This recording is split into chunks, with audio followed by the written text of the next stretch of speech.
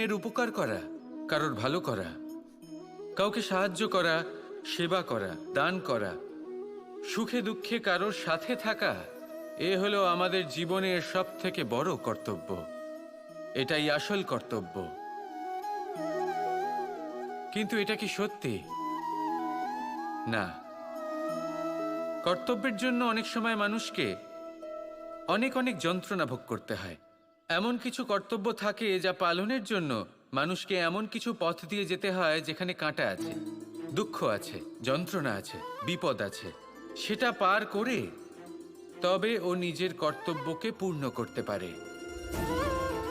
অন্যের উপকার, ভালো কাজ করা, কাউকে সাহায্য করা, দান করা, সেবা করা, সুখে দুঃখে সঙ্গ দেওয়া, এটা কর্তব্য নয়, এটা হলো আনন্দ।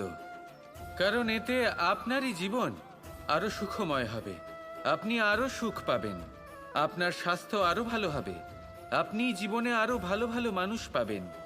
আর সব থেকে বেশি যদি এ কিছু বাড়িয়ে তোলে তাহলে তা হলো প্রেম। তাহলে একে কর্তব্য মনে করবেন না, এ হলো শুধুই সেই পথ যাতে অগ্রসর হয়ে আপনি নিজের জীবন অত্যন্ত সুখময় করে তুলতে পারবেন। তাহলে আপনি এটাই করুন আর আমার সাথে ভালোবেসে বলুন, রাধা রাধা। প্রেম, এই প্রেম আসলে কি? বেশিরভাগ মানুষই বুঝতে পারেন না, কিন্তু এটাতে তাদের কোনো দোষ নেই, কারণ তাদের কাছে প্রয়োজনীয় জ্ঞানই নেই। এবার প্রেমের বিষয়ে আজ আমি একটা ছোট্ট কথা বলতে চাই। আপনি দেখবেন কিছু মানুষ যখন কাউকে ভালোবাসেন তখন তাদের মনে হয় সেই ব্যক্তির ওপর ওনার অধিকার রয়েছে। এবার সেই অধিকারের বোধে ফেঁসে গিয়ে নিজেই ক্রুদ্ধ হয়ে বসেন যে ও আমার কথা মনে করল না, ওর স্মৃতিতে আমার কোনো স্থান নেই, ও আমার সাথে কথাই বলতে ভুলে গেছে, ইত্যাদি ইত্যাদি অনেক কারণ হতে পারে। আমি আপনাকে একটা প্রশ্ন করি, এই যে স্মৃতিগুলি, এটাই কি ভালোবাসা? কখনোই নয়। প্রেম তো হলো সেই আবেগ, সেই বোধ যা এক সুগন্ধিত ফুলের মতো আপনার জীবনকে, আপনার মনকে আনন্দিত করবে, প্রসন্নতার দ্বারা ভরিয়ে তুলবে। প্রেম হলো সেই বোধ। তাই যদি আপনি প্রেমকে বুঝতে চান তাহলে প্রেমের ভাবনাকে বোঝার চেষ্টা করুন। প্রেমকে যদি যাপন করতে চান তাহলে আবেগের দ্বারা যাপন করুন, স্মৃতির দ্বারা নয়। স্মৃতির কি আছে? আজ আছে, পরবর্তীকালে নাও থাকতে পারে। সময়ের সাথে এই স্মৃতি ফিকে হয়ে যেতে পারে, কিন্তু এই আবেগ তা চিরকাল মনের মাঝে থেকে যায়। তাই আসুন আর আমার সাথে ভালোবেসে বলুন, রাধা রাধা। আমরা সবাই নিজেকে স্বচ্ছ রাখতে চাই, শুদ্ধ রাখতে চাই, পবিত্র রাখতে চাই, আর দেখতে গেলে এটা হলো আমাদের কর্তব্যও বটে। এবার এটার জন্য আমরা কি না করি। যখনই আমরা সকালে উঠি তখন উঠেই আমরা দাঁত মাজি।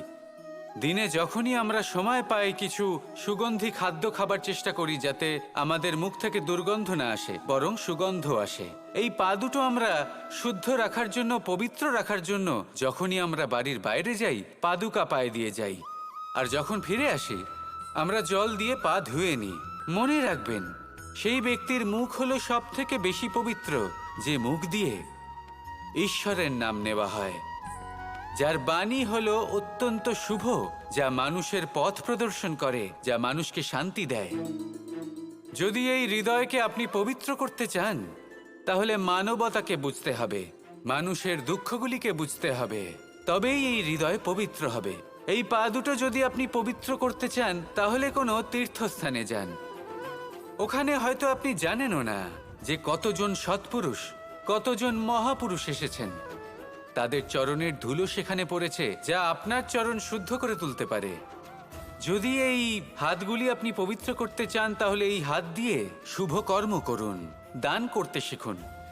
আর যদি এই আত্মা আপনি পবিত্র করতে চান, একটাই বিকল্প আছে, প্রেম, শুদ্ধ নিঃস্বার্থ প্রেম।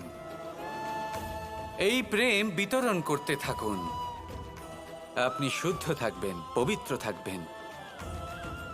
আসুন আমার সাথে ভালোবেসে বলুন, রাধা রাধা।